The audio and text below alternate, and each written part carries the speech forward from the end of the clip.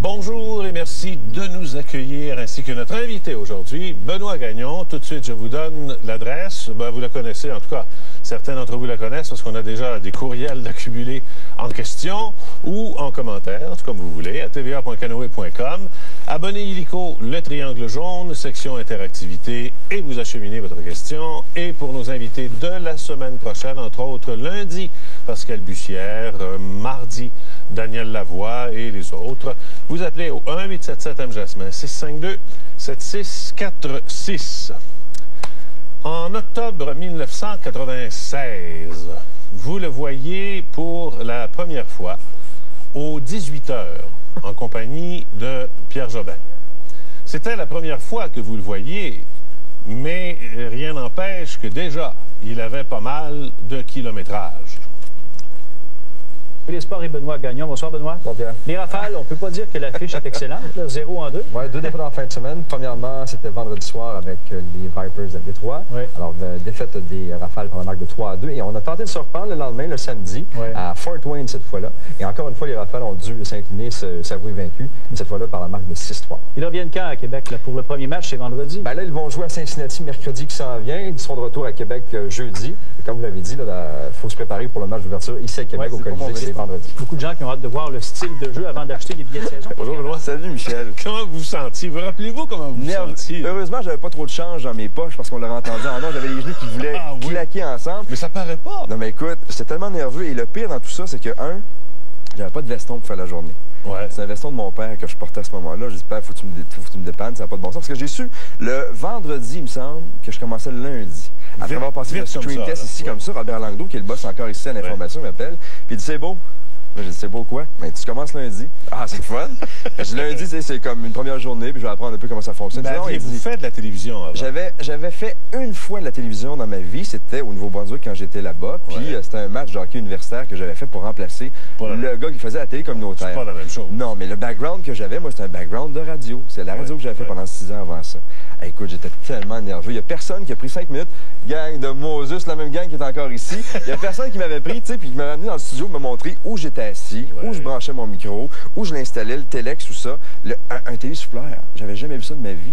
Et là, je suis aux 18h à Québec. Est-ce que vous avez réussi à travailler avec le télésouffleur? Un peu, parce que j'avais pas grand-chose à faire, mais je l'ai tassé vite parce que, heureusement, le bagage de la radio venait aider parce que, tu sais, pour adliber puis animer en direct, ça m'énervait pas. Ouais. Le téléx, pas le téléx, mais le télésouffleur me tannait plus qu'il m'aidait. Quand je disais tantôt en présentation que c'était la première fois qu'on vous voyait à l'écran, est-ce que c'était pas sur le réseau, ça, je pense? C'était ici, à Québec. C'était très localisé, c'est le bulletin local de Québec. De Québec. Première fois sur le réseau TVA, ça a été quoi? Il me semble que c'est Salut Bonjour Week-end en remplacement de Carl Larouche qui le faisait à ce moment-là. OK, qui le refait. Qui le refait après. Et tout ça, je pense que c'est là la première fois réseau. OK, après ça, j'ai fait le TVA Sport la semaine en remplacement de Jean-Paul Chartrand. Quand je disais tantôt en présentation que vous aviez déjà pas mal de kilométrage, vous en aviez effectivement pas mal. D'abord, quel âge vous aviez là en 96? 96, écoute, j'ai 33 ans cette année, en 2004, en F4, 25. 25 ans. Vrai. Corrigez-moi si je me trompe dans les étapes du voyage. Chicoutimi, Québec, 6 mois à Jasper, Moncton, retour à Québec, 6 ans à Moncton, Montmagny, Boucherville. Ça ressemble pas mal à ça. Ça ressemble pas mal à ça. Le clap-panton même bien gros. OK. On peut faire étape par étape? OK, allons-y. Chicoutimi. Naissance. Qu'on appelle maintenant Saguenay. Saguenay, oui.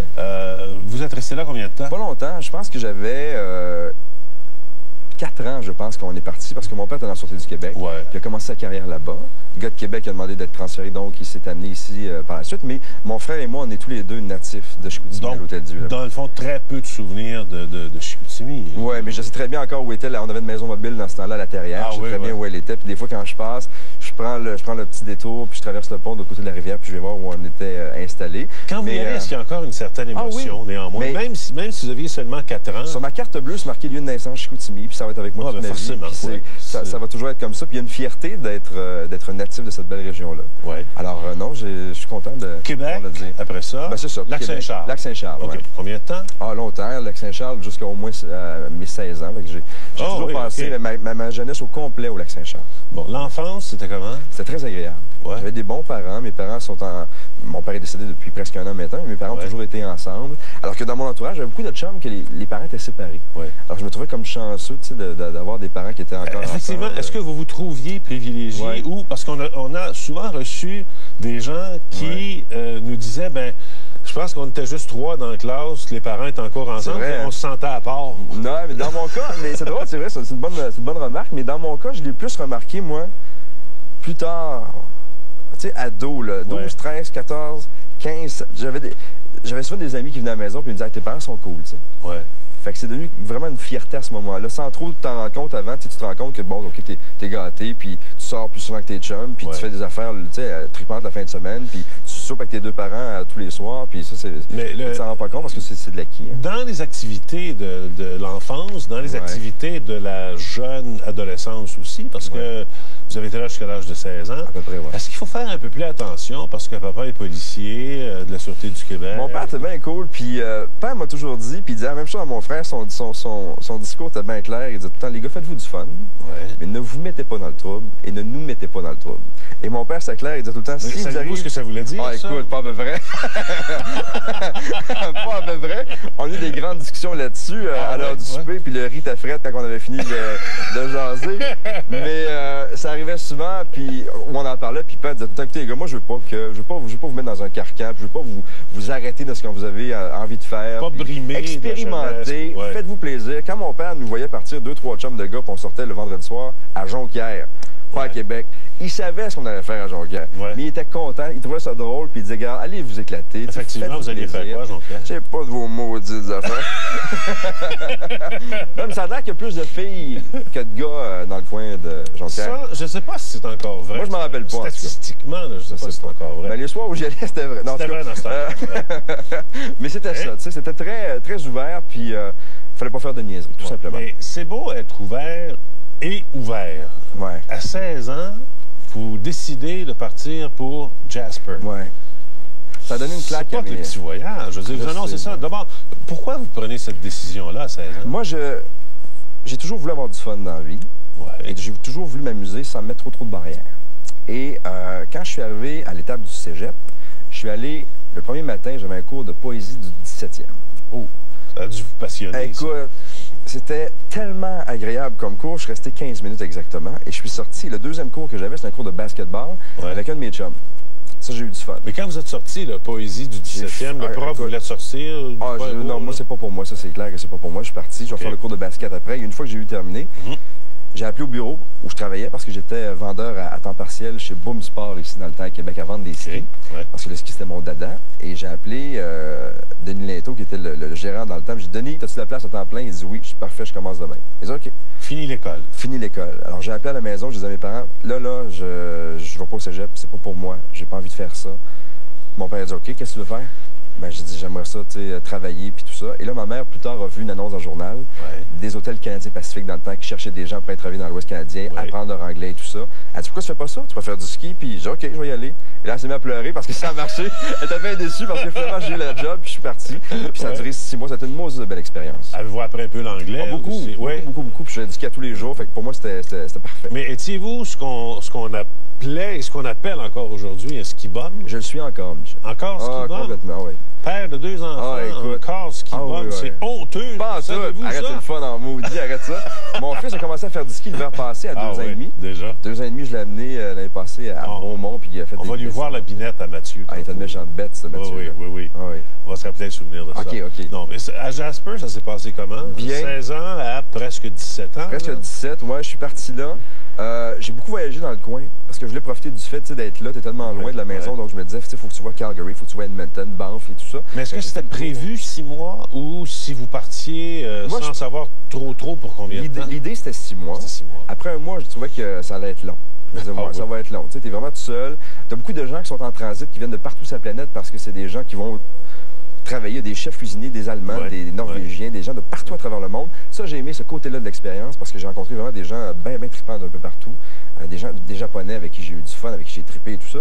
Mais en même temps, je pensais pas rester et faire les 6 mois et je les ai faits. Puis j'ai fini ça avec 3 semaines en Jamaïque pour dépenser tout l'argent que j'avais fait. C'est bien. Tout ce qui me restait. J'ai clenché pendant 3 semaines là-bas et je suis revenu à la maison après ça. Puis là, ça a été le départ pour le Nouveau-Brunswick. Oui, le départ pour aller travailler au Nouveau-Brunswick ou avec la famille? C'était. Parce que vous êtes allé à 2 reprises. Oui. C'était pour les études. Ouais. Parce que moi, j'ai toujours trippé sur la musique beaucoup. Ouais. Et je me disais, écoute, si tu veux faire quelque chose dans la vie, fais quelque chose qui a rapport avec la musique. Okay. J'aimais beaucoup la radio, donc j'ai dit, écoute, ça serait le fun de peut-être faire les deux. Et au Nouveau-Brunswick, il y avait un bon cours à l'université là-bas. OK, mais où est-ce que vous aviez découvert ce goût-là que vous aviez pour la radio? Pour la musique, c'est toujours j'ai toujours trippé sur la radio, moi. J'ai des souvenirs d'avoir ma petite radio dans ma chambre et d'écouter la radio, d'enregistrer des tunes avec des cassettes, de me faire des petits montages, d'écouter les matchs des Nordiques le soir avec mon radio sous mon oreiller parce que mes parents ne voulaient pas que je me couche trop tard. Ils le savaient, mais ils disaient rien. Ils entendaient bien gros le son de la description de la partie quand ils montaient se coucher. Puis j'écoutais les matchs. J'ai toujours été fasciné par la radio. J'ai jamais... Quand j'étais jeune, là, je comprenais pas comment je peux avoir une petite boîte à la maison puis qu'il y avait de la musique qui sortait de là. Puis il y avait autant d'action là-dedans. Ouais. Alors ça me fascinait beaucoup, ça. Ouais. Et mes parents ont toujours aimé la musique. Il y en a toujours eu à la maison durant la journée qui jouaient et tout ça. Fait que ça a été comme un lien naturel pour moi, ça. Ouais. Et au Nouveau-Brunswick, il y avait un cours à l'université où on n'avait pas besoin de cégep pour aller faire un tour là-bas. Ouais, c'était parfait pour moi. Je l'avais pas fait mon cégep. Alors je suis allé là-bas puis j'ai fait la première année. La témérité que vous semblez avoir encore aujourd'hui, parce que vous arrivez, pas juste, là, mais il y a quelques semaines, vous êtes revenu d'Argentine, vous avez été facteur de risque, et vous avez essayé des affaires. Oui. Ça vous vient de qui, cette témérité-là? Est-ce que papa était comme ça? Est-ce que maman est quelqu'un de téméraire? Ma mère, à sa façon, elle l'est, mais pas à ce niveau-là, pas au même niveau que moi, je dirais. Parce que vous, c'est un peu casse-gueule. Ah, moi, je suis très casse-gueule, moi. Mais j'ai besoin de ça. Ce rush d'adrénaline-là, je l'ai fait. Ouais. J'ai encore mal au coccyx, d'ailleurs, parce qu'on a eu un atterrissage assez forcé là-dedans. On va regarder le son en parachute. On le voit-tu? Je vais avoir mal aux fesses pendant une demi-heure. Si fort que ça. Tiens, atterris donc sur le petit bateau.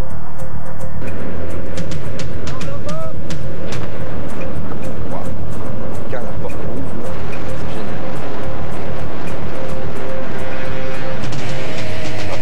C'est dans le vide. C'est 12 000 pieds. Ouais. Tu descends à 200 km/h les 35 premières secondes à peu près. Ouais. C'est fou. C'est complètement débile. Et la chute libre, c'est juste 35 secondes? À peu près. C'est à peu près 30-35 secondes. Juste là, on a un gars malheureux, là? Non, pas tout. Je m'amuse. Et ce qui est assez particulier du show en parachute, c'est de voir le sol qui se rapproche de toi. Ouais. Tu sais, c'est bien spécial de voir ça. Et là, l'atterrissage, boing, sur les fesses, je me suis fait très mal. Ouais. Mais c'est pas grave, ça valait la peine.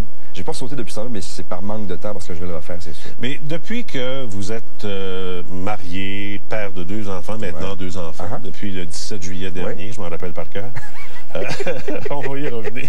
Il n'y a pas de problème. Est-ce que vous êtes un petit peu moins téméraire? Peut-être à cause, je suis pas moins téméraire, mais peut-être un peu plus prudent. J'y pense un peu plus. Ouais. Je calcule davantage les risques que je vais prendre. Parce que Sonia doit de temps en temps vous parler un peu. Non, parce qu'elle... Pour elle, c'est tellement clair. Elle sait que son fou est comme ça. Elle le sait que j'ai besoin de ça, que je vais être malheureux, que je vais tourner en rond si j'ai pas mon rush d'adrénaline. Est-ce que vous calculez plus vos risques, disons? Un petit peu plus. Je pense un peu plus. Ouais. J'aime bien gros descendre le Mont-Royal dans le bois en vélo de montagne. On n'a pas le droit de le faire parce qu'il y a des pistes, on peut le faire, mais il y a des zones où on n'a pas le droit de le faire. C'est drôle parce que des fois, on voit la police à cheval, puis on se cache dans le bois parce qu'il ne faut pas se faire attraper. Il y a des petits bouts de falaise. Il y a des petits bouts de falaise. Oui, c'est mais ça. La marche est haute. De le faire, puis de rouler, tu sais, debout sur les pédales, puis de pédaler en descendant, puis de passer à travers les arbres. C'est hallucinant. Le son des arbres qui sifflent à côté de tes oreilles, c'est... Est-ce que c'est, Sonia, quand vous partez, que vous en allez faire ça, là? Oui. Mais le pire, c'est qu'avant, je ne faisais pas de casque, mais depuis cette année, j'ai un casque. Amélioration. Papa devient plus sage. Et voilà, on est plus sage un peu. On le fait encore. Le saut en bungee en 99. Fort Boyard. Ben oui. Avec mon chum. Aussi. Ça, c'était quelque chose.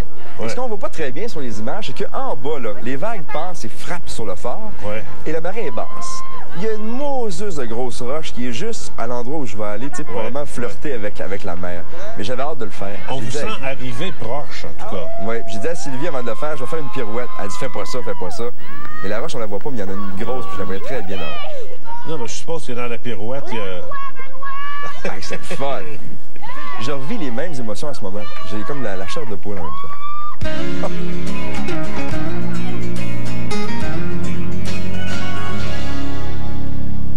Les invités de Michel Jasmin sont logés au Château Bonne-Entente. Le Château Bonne-Entente, l'hôtel de villégiature urbain de Québec. Quand on dort, on peut rêver à bien des choses.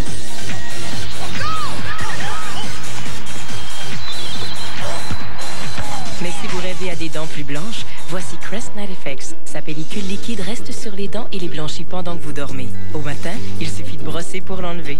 Des tests cliniques le prouvent, il blanchit 2 fois mieux que l'autre produit de nuit appliqué au pinceau. Qui sait ce que vos rêves vous réservent? Mais pour vous réveiller avec des dents plus blanches en seulement 14 jours, Crest Night Effects, réveillez tout l'éclat de votre sourire. Les bougons de la télé n'ont pas grand-chose à voir avec la réalité des assistés sociaux. C'est de la fiction. Mais quelle est la réalité? Le Journal de Montréal lève le voile sur le vrai visage des bougons. Suivez cette enquête aujourd'hui et demain dans le Journal de Montréal. Vos journées sont actives et bien remplies et vous manquez parfois de temps pour bien manger? Pour ce genre de journée, il y a Super Energex, le tonique vitaminé en ampoule qui aide à maintenir une bonne santé. Super Energex d'Adrien Gagnon. Bulletin spécial quand le virus du rhume attaque. Armez-vous de l'équinacée de marque Adrien Gagnon. Un moyen efficace et de source naturelle qui aide à soulager les maux de gorge dus au rhume. Faites la guerre au rhume. Prenez l'équinacée Adrien Gagnon, disponible en pharmacie. Son volume s'appelle Irrésistible Amour, le vrai amour. Et l'histoire est bien simple, écoutez. Par amour, Gilles permet à son épouse Marie d'entretenir une relation avec son amant sous son propre toit. Sain ou malsain, on s'en parle ce midi. Ce lundi, je suis pas là pour perdre. Maîtrisez vos émotions. Je suis là pour le cash, ça me fait pas peur. Facteur de risque. Début des compétitions. Ce lundi, 21h, une présentation de Pontiac et de Pro et Martino. Le salon Élégance chez Ogilvy vous présente la vente finale de l'hiver. Des fourrures de designers de renommée tels Zucchi, Louis Ferraud, Christ, toutes à prix incroyablement réduit. Ne manquez pas votre dernière chance pour économiser. De remarquables fourrures, moutons retournés et cuir, tous réduits pour faire de la place. La vente finale de l'hiver, seulement au salon Élégance des rabais, jusqu'à 70%. Le salon Élégance chez Ogilvy, faites vite car la vente se termine le 27 février prochain. Qui est-ce qui porte les culottes ici? Vous ou vos règles? Selon Kotex, c'est vous, quel que soit votre style. Voici la Ultramince Body Fit, une serviette ultramince profilée qui s'adapte à tous les dessous. Une protection vraiment discrète. Kotex vous va. Un point, c'est tout. Hey, c'est comme si je regarde pour la première fois. C'est si bon de guetter dans tes yeux un espoir merveilleux qui donne le frisson. C'est si bon, ces petites sensations. Ça vaut mieux qu'un million. Clinique Michel Pop, correction de la vue au laser Wavefront. Disponible sur DVD et vidéo dès maintenant. N'avons-nous pas trouvé le mari qu'il te faut? Le sentiment est indéniable. Je m'enlise. Ça ne touche pas. L'attirance, incontrôlable. Je vais être loin. Sans la moindre hésitation. Intolérable cruauté. Sur DVD et vidéo dès maintenant. Les bougons de la télé n'ont pas grand-chose à voir avec la réalité des assistés sociaux. C'est de la fiction. Mais quelle est la réalité? Le Journal de Montréal lève le voile sur le vrai visage des bougons. Suivez cette enquête aujourd'hui et demain dans le Journal de Montréal. Les invités de Michel Jasmin sont transportés en première classe à bord des trains de Via Rail.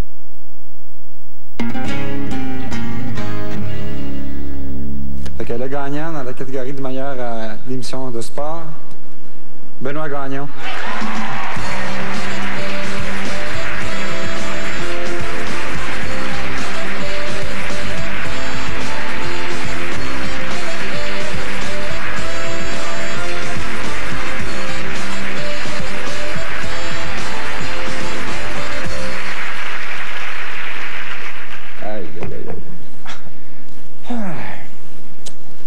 Écoutez, je suis très, très, très touché ce soir parce que je suis passé par toute la gamme des émotions dernièrement. Et ça va d'un décès à une future naissance et à une reconnaissance ce soir. Alors, je vous dis un gros merci. Un gros merci à toute l'équipe de Salut Bonjour avec qui je m'amuse le matin, là, comme un petit fou. Pour se lever à 3h15 le matin comme ça, il faut qu'on ait du plaisir. Guy, un immense merci. Merci pour la confiance. Merci beaucoup pour la complicité. Ça vaut très, très cher, tout ça. Maman, à Québec, arrête de pleurer. Je t'appelle dans 5 minutes. Je t'aime fort. Papa, je pense que c'est Francis Cabrel qui disait « Je t'aimais, je t'aime et je t'aimerai ». C'est le cas. Jérôme Yanni, je vous aime beaucoup. Merci beaucoup d'être là. Mais ce que j'ai gagné de plus précieux dans ma vie, c'est le grand cœur d'une jeune femme merveilleuse que j'aime infiniment. Sonia, je t'aime. Merci pour le petit garçon qu'on a vu tantôt. Mathieu, papa t'aime fort. Papa va gagner. Papa va gagner.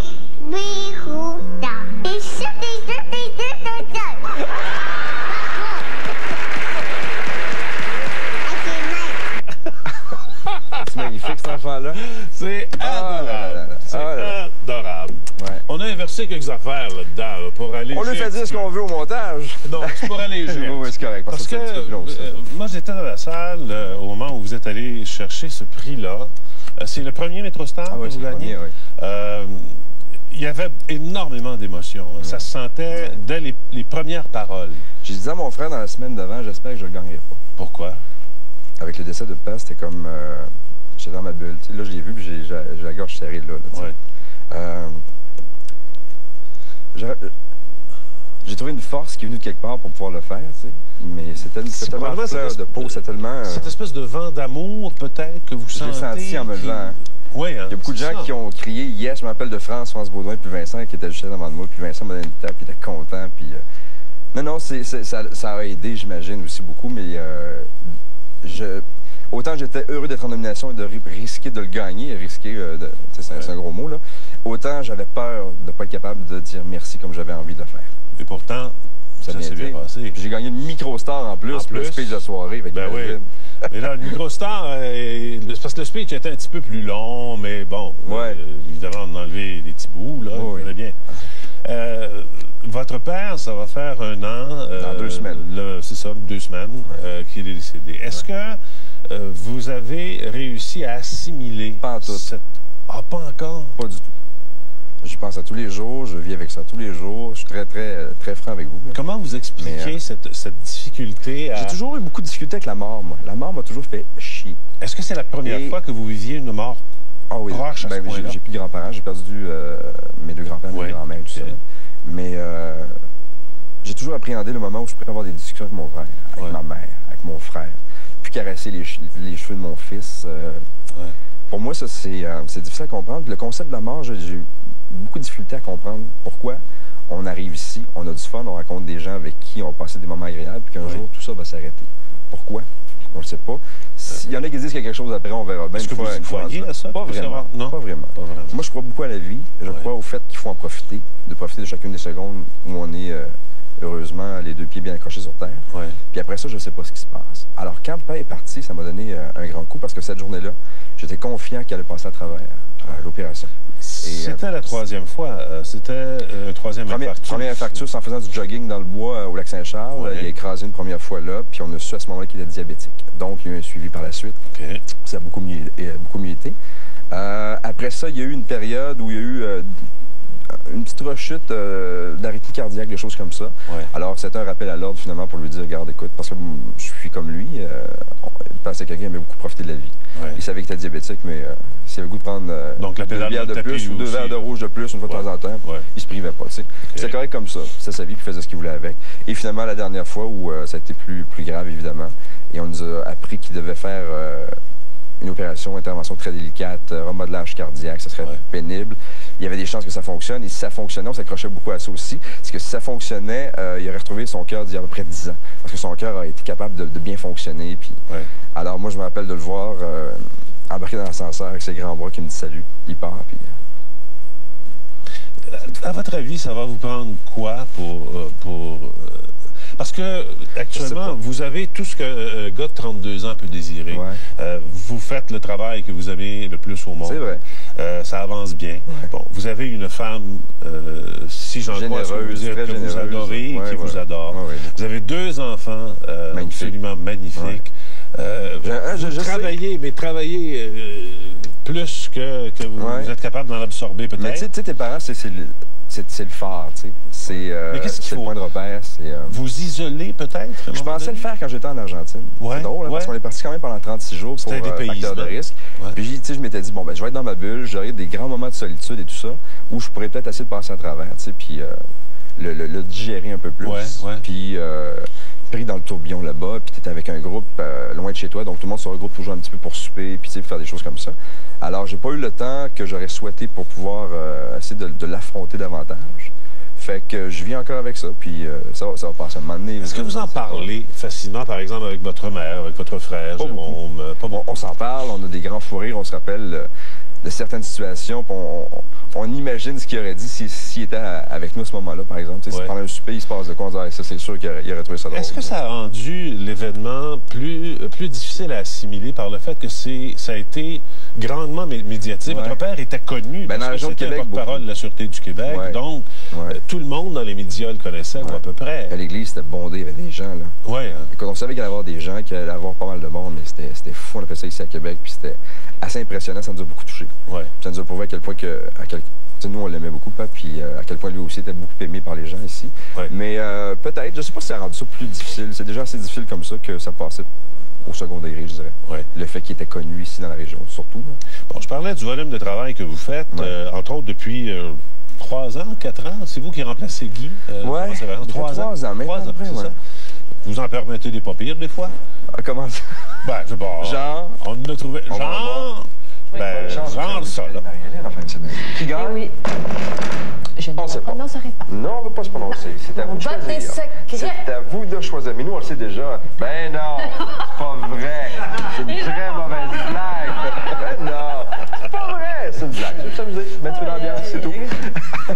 C'est vrai, hein? On ne sait pas. Ça, c'est vous organiser pour que les téléphones se mettent à sonner, puis que vous soyez dans le trouble. Genre. Genre. Mais il y en a un autre. Un autre? Bah. Il y en a plein. Il y en avait plein. Qui dit souvent qu'on est le fournisseur officiel de bloopers? C'était juste de choisir. C'est ça, il y avait une banque épouvantable. C'était épouvantable. En voici un autre, tiens. En vision, les pilotes automobiles, à part ça, la température dans le cockpit peut atteindre des 45 La bouteille de bière en arrière, elle fait quoi, là? Guy en prend 2 avant chaque émission le matin. OK. Pour ça. T'es sûr que c'était à la vôtre, celle-là? Non. Moi, je les cache. Pour la 300 km/h, qui regarde vers sur sa montre, il continue comme ça en pilotant. Assez spécial. Il est où? Ah, il est là, salut. Alors, Heinz-Harald Frenzen qui prenait son volant comme ça. C'est fréquent, ça. Bon, hein? Le problème, c'est que moi, mon micro, il me l'enlève souvent pour le donner à un invité qui vient pendant l'émission. Donc, moi, dans ma tête, il est là. Il est accroché, il est quelque part, tu sais. Fait que j'y pense pas des fois, puis j'arrive à la cour, je m'installe, puis Michel qui est au son, je le fais rusher à chaque fois. Parce qu'on court, puis c'est rendu un running, mais je fais pas exprès, je le jure. C'est pas voulu. Comment vous êtes senti le premier matin où vous avez remplacé Guy? Écoute, très, très, très fier de ce qui se passait parce que j'avais pas d'expérience d'animateur, moi, à la télé. J'avais fait de la radio avant ça. Donc, je me suis dit, écoute, quelle marque de confiance de la part du réseau. Mais qu'on se soit pas à la gueule. Parce que tu leur la commande était grande. Écoute, la commande était grande, puis si tu veux pas passer à côté parce que c'est une moseuse de chance, je veux pas vieillir mon chum Guy, mais petit gars, j'écoutais Salut Bonjour, là. Tu sais, ça fait 12 ans qu'il le fait, lui. Il y a eu Claude Saucier avant ça qu'il l'a fait. C'est ça que ce soit un autre qui se fasse dire ça pour une fois. Mais moi, Michel me rappelle de l'entrevue avec Céline. Non. mais 81. Quand même un petit bout de temps. J'avais 10 ans, moi. Ça, 10 ans? Ouais, 10 ans. Mais grande fierté. Grande fierté. Et moi, c'est drôle parce qu'il y a beaucoup de gens qui étaient inquiets sur le plateau parce que je suis très, très cool. Je suis un gars cool dans la vie en général. Et je gère ça par en dedans, le stress. Donc, avant l'émission, Daniel Rancourt, qui est le réalisateur, a dit au régisseur, là, il fait quelque chose, il m'énerve, il n'a pas l'air nerveux. Puis ils lui ont dit, garde, laisse-le aller, il est comme ça. Comment il sort, ce stress-là? Est-ce qu'il sort à l'occasion? Avec les sports que je fais, ça aide beaucoup à en évacuer une bonne dose. Encore beaucoup de ski l'hiver? Ah oui, le plus souvent possible. Cet hiver, là, je dis ça, puis je n'ai pas fait à mon goût encore, mais plusieurs sorties le plus souvent possible. L'été, le golf? Le golf, beaucoup de vélo de montagne, un peu de skateboard une fois de temps en temps dans des parcs, quand il n'y a pas trop de jeunes, pour pas qu'ils rient de moi, parce que je suis pas aussi agile que je l'étais. Mais il y a des choses qu'il faut admettre, hein, à un moment donné. À un moment donné, on n'a pas le droit on n'a comme pas le choix de passer à côté ou de l'avouer. Ouais. Mais c'est ça. Mais le plus souvent possible, j'aime ça en faire. Paraît que vous êtes pas mal en cuisine, en plus. Je suis très bon. Pas mal, Michel. Je suis excellent. Ah ouais? Alors, j'aime ça. Tu sais, quand t'aimes quelque chose. Mais d'où vous prenez ça? Ma mère. Mon père, vers la fin, commençait à être de mieux en mieux, puis il aimait beaucoup ça. C'est un gourmand comme moi. Puis ma mère a toujours dit, elle fait pas un souper, elle crée. Alors ma mère pouvait nous partir une batch de quelque chose en regardant ce qu'il y a dans le frigo, puis sortir 2-3 items, puis c'était délicieux. Donc je pense que ça vient de elle, beaucoup ça. J'ai toujours aimé ça. Est-ce que vous devez surveiller continuellement la ligne, faire attention à ce que vous mangez, pas prendre de poids? Pas du tout. Non, remarquez que si vous faites beaucoup de sport, ça aide beaucoup. J'ai eu des moments où j'étais un petit peu plus rond que je le suis actuellement. Ouais. Mais. c'est un problème de glandes. Les maudites glandes. Tu sais comment c'est? Tu sais, les glandes, quand ils se mettent à travailler, tu croches. Ouais. Mais là, je fais un petit peu attention. Mais je me prive pas. Là, tu sais, je mange à ma faim. En tout cas, dans l'extrait qu'on a trouvé d'il y a à peu près 1 an et demi, on n'a pas trouvé que vous vous priviez beaucoup. Lequel? Celui-là. Ah. Ben. Attendez un petit peu. Ah oui! Tu sais, il faut faire attention parce que vous vous en doutez que. Ça, cette recette-là, c'est cochon. Un petit bris. Un petit bris au fond, mesdames, messieurs. Un petit bris. Attention, parce que quand on va la grosseur du fromage. Oui, mais c'était pour toute l'équipe. Ça va se répéter. Ah, ben c'est pour ça. Ça, c'est une recette de ma belle-mère. Ah oui? C'est le bris au canneberge. C'est vraiment cochon. Je vous la donnerai tantôt. Non, je ne sais pas par cœur, mais c'est bon. Fait dans le four ou fait sur le barbecue l'été. Oui. C'est cochon, hein? Extraordinaire. Un petit morceau. On va prendre un petit morceau. Mais c'est parce que c'est Mme Dion qui voulait goûter. Oui. J'en ai donné une portion assez généreuse quand même. Le plus souvent possible, moi, ça me... Mais j'aime ça faire à manger, ça me détend beaucoup. Le stress passe par là, en tout cas.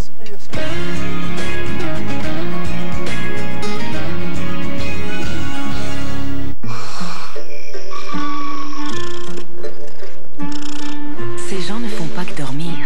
Ils blanchissent leurs dents d'une meilleure façon avec Crest Night Effects. Crest Night Effects forme une pellicule liquide qui reste sur vos dents toute la nuit, alors que la salive enlève une bonne partie de l'autre produit de blanchiment appliqué au pinceau. Les tests cliniques le prouvent, il blanchit 2 fois plus. Pourquoi gaspiller vos nuits à vous contenter de dormir? Profitez-en pour vous créer un sourire plus blanc. Crest Night Effects, réveillez tout l'éclat de votre sourire.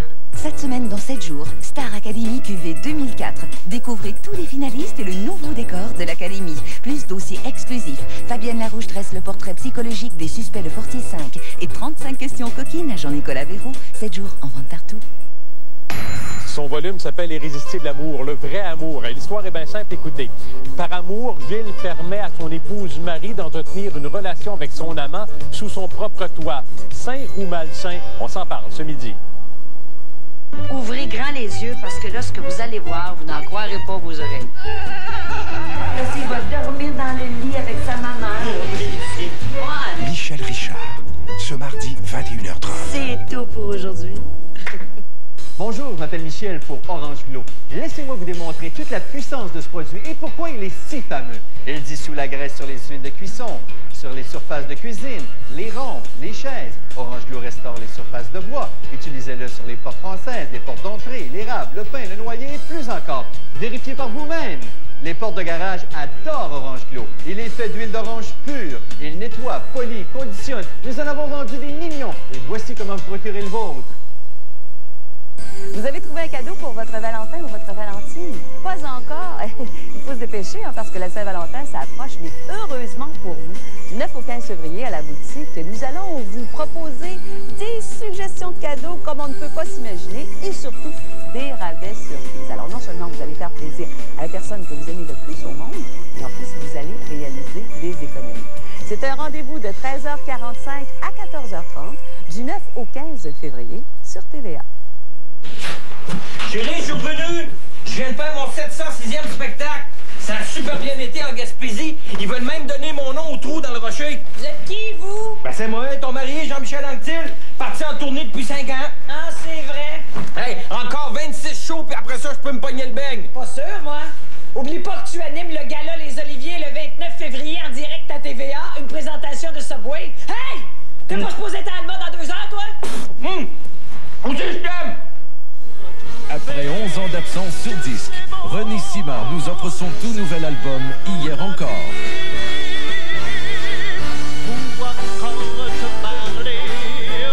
René Simard Revisite les classiques de la chanson québécoise et française, dont le grand succès de Jean Ferrat. C'est beau la vie. C'est beau la vie. Hier encore, en vente maintenant. Cette semaine, en exclusivité dans votre lundi, la belle histoire d'amour de Wilfred et Denise. Des confidences touchantes. Plus, découvrez comment les stars fêtent la Saint-Valentin. Et attention, mesdames, Jude Law se dit incroyablement romantique. Le lundi, le seul hebdo artistique féminin. Les invités de Michel Jasmin sont logés au Château Bonne-Entente. Le Château Bonne-Entente, l'hôtel de villégiature urbain de Québec. Oui, pour espérer gagner un facteur de risque, ça prend une bonne condition physique. Il faut être en forme mentalement également. Nos concurrents seront vraiment mis à l'épreuve. Ils devront, durant 2 minutes, placer dans leur bouche un maximum de tarentules. Il faut les manipuler avec soin, parce qu'une tarentule, ça a bien mauvais caractère.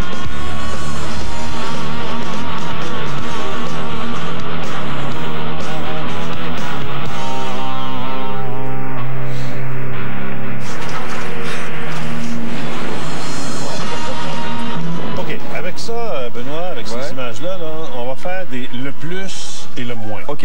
C'est un quiz, c'est un jeu. Bon, qu'est-ce que vous avez aimé le plus dans ces, c'est quoi, 36 jours que vous avez 36 jours de tournage, à Buenos Aires. Qu'est-ce que j'ai aimé le plus? Écoute, la liste est longue de même. Moi, c'est le genre de show... En tête de liste. En tête de liste, ce que j'ai aimé, moi, c'est servir sur un plateau d'argent ce genre d'épreuve-là à des gens qui avaient le goût de se dépasser. OK.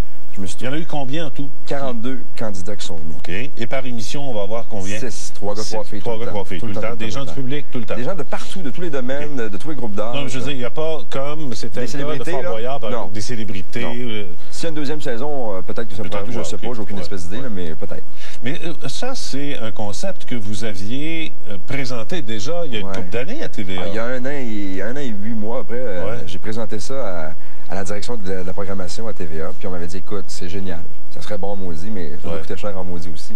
Parce que moi, je me disais, tu sais, je me rappelais Fort Boyard, les gens adoraient ça. Ça ressemblait un petit peu à ça. C'est des jeux d'aventure. Ça fait appel au dépassement. Puis moi, ça m'a toujours fait vibrer bien gros. Mais quand on voyait la dame, tantôt, s'enfiler des tarentules, d'abord, ça chatouille le palais, ça? Quelque peu, semble-t-il, parce que je ne l'ai pas fait, mais il paraît que oui. Ah, vous ne l'avez pas fait, celle-là? Non, ça, je ne l'ai pas fait. Combien vous en avez fait de preuves? Juste 4. 4. Ouais. Vous ne voulez pas dire lesquelles, c'est sûr? Ben oui, je peux les dire, parce que dans le making-of, on en a vu quelques-uns. Ah, OK. Je l'ai manqué. Ben écoute, tout le monde en parle en ville, Michel. Ouais, il faut que je dorme des fois. Ah ben oui. Qu'est-ce que j'ai fait? J'ai fait, il y a une tour où les candidats étaient suspendus à 150 mètres dans le vide, puis il fallait descendre, en tout cas. Les pieds en haut, la tête en bas, puis il fallait défaire des cadenas. Nous, on n'a pas défait les cadenas, mais ils nous ont tenus comme ça pendant près de 4 minutes dans le vide parce qu'il fallait faire des prises. Et comme ils vantaient, puis on bougeait, puis les caméras n'étaient pas toujours bien placées, donc on recommençait. Puis là, on lui disait, José puis moi, c'est parce que là, tout le sang est rendu dans la tête, les amis, ce serait peut-être le fun qu'on le fasse. Alors, on a fait celle-là. J'ai fait le mur d'escalade qui tourne. Il tourne sur lui-même, peut-être à 20 mètres dans les airs, puis il faut que tu grimpes sur le mur parce qu'il tourne toujours. Donc, il ne faut pas que tu chutes. J'ai fait celui-là. J'ai fait une cage sous l'eau. Alors, ils descendent sous l'eau, il faut que tu trouves une clé, débarre la cage, puis tu peux sortir. Et c'est quel autre j'ai fait? J'ai fait ça. Je l'oublie. Laquelle j'ai fait d'abord ça? Ben, je vais vous poser une question, peut-être que votre réponse sera là-dedans. Là. Si je comprends bien, dans ce que vous venez de dire jusqu'à maintenant, vous vous êtes pas farci une maudite bébite. Non. Ah. Ben, oui puis non. On est allé aux saisons de Claudine l'autre jour, puis on a joué avec des serpents. Mais ça m'énerve pas. Oui, non, on joue avec des serpents. Où la tarentule? Voulez-vous que j'en mange une dessus? Non, mais non, ils n'ont pas mangé les tarentules. Non, mais ils ont mis dans la bouche. Ouais, dans la bouche. OK. C'était pas des veuves noires, de toute façon. Non, c'est pas des veuves noires. Bon. Pendant la pause...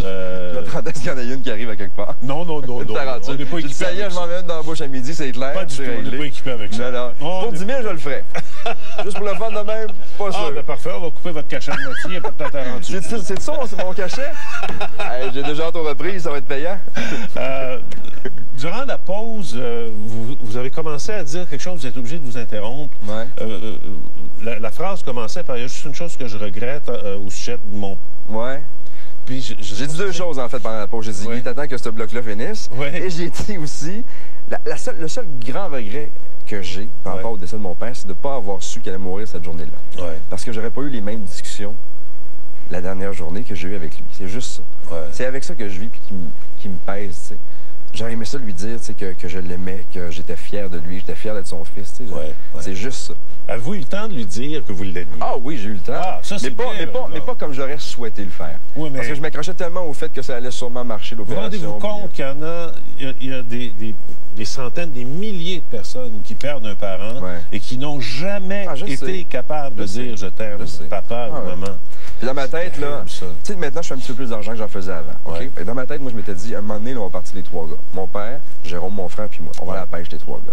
On va aller dans le sud, toute la famille. Tu sais, c'est des affaires que je voulais faire, ça, que j'aurais jamais là, vous partirez Jérôme, Benoît, puis Mathieu. Les boys ensemble, ça va être cool comme ça. La Sûreté du Québec, ils ont été très corrects. Hein? Ils ont été super fins. Ils ont nommé une salle de presse. Voici comment ça s'est passé, parce que vous n'avez pas pu être là. J'étais pas là, moi. Non. Ma mère était là, par exemple. Votre mère était là, Jérôme était là aussi. C'est ma mère qui vient de sauver. Non,